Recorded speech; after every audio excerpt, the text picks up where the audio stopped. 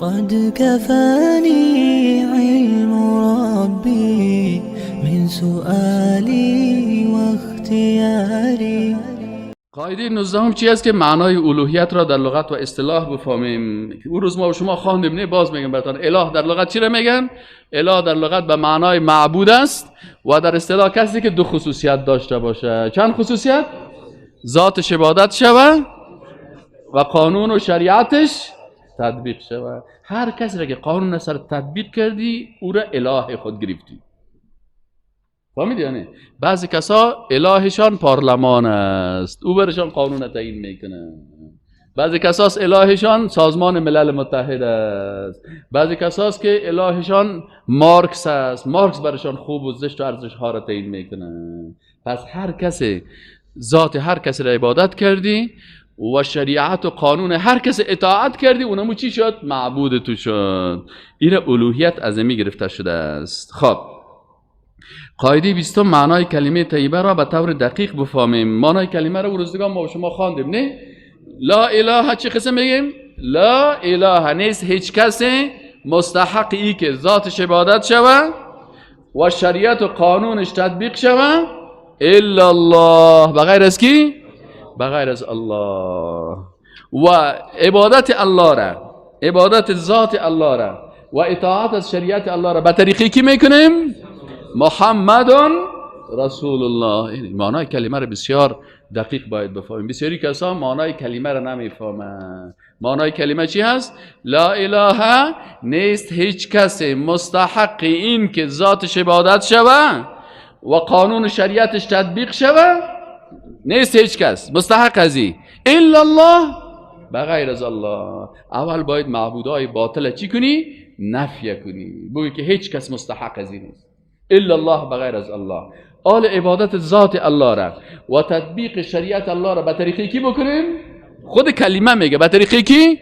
محمد رسول الله صلی الله علیه و سلم. پس از معنای دقیق کلمه طیبه. وقتی که کلمه طیبه را میخوانیم، قاعده 21 چی میگه؟ تعهدات سیگانه را در کلمه طیبه بدانیم. چی را بفهمیم؟ تعهدات سیگانه را. چند تعهد از کلمه طیبه؟ سه تعهد. تعهد اول یا الله بغیر از ذات تو هیچ کسی را عبادت نمی. پس هر قدر عباداتی که است این فقط برای کی میکنی؟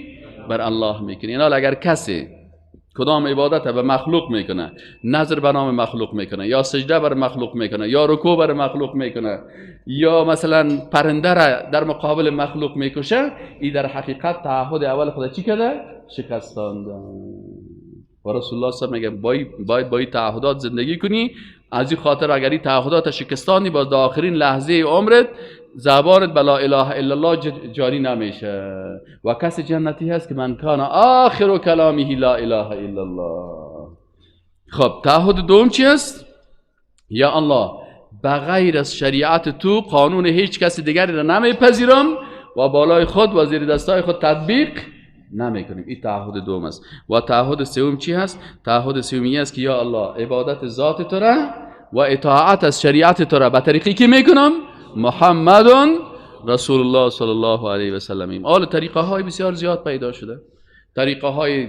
طریقه است که دول چی هست؟ کت دول عبادت میکنه، کت ساز عبادت میکنه، کت پیانو عبادت میکنه، کت گیتار عبادت میکنه، دیدین نه میکنه، کت رقص عبادت میکنه، کت دامنای گرد عبادت میکنه، چرخک میزنه چون نایب نوا آمد، کاکای ترکی و صدا آمد چرخ زده میره. این طریقه ها هست. ما و شما مسلمان ها به الله چی تعهد کردیم که عبادت الله را به طریقی کی میکنیم؟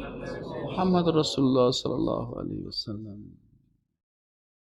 از مرگ خود بترس که تنها روی بگور، با منکر و نکیر جوابت دادنیست.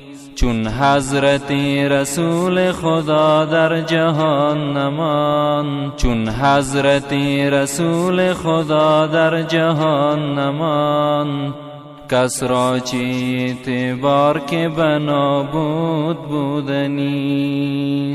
از گوش خیش مشنوی که آن فلان نمان، در گوش دیگران خبرت هم رسید.